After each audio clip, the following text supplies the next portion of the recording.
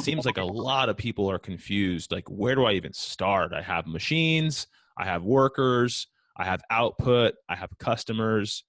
Do you work to bring all those things in at once, or do you tackle problems by priority? The easiest place that we're typically honing in on is data, right? So customers obviously have their objectives. They know their cost savings goal or productivity improvement goals.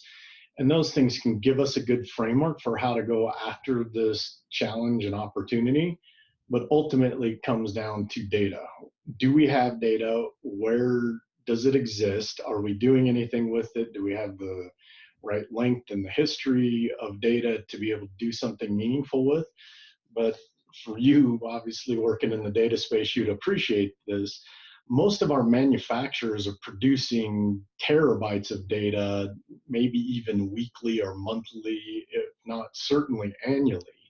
So they've got this huge asset that they've never utilized, right? So when you think about, say, you're running millions of hours of production time on equipment, and you've got all this data that no one's ever been able to take and say, hey, we didn't realize that at step 2 we were getting data signals that were causing failures at step 7, and we're responding at step 7 to the problem that we're having, but we didn't realize we've got this rich river of data that we can mine and understand and do the predictive modeling. So for me, usually our conversation with the customer start at the data estate, right? Do you have the data? If you do, is it usable? If not, how do we get it in a usable state?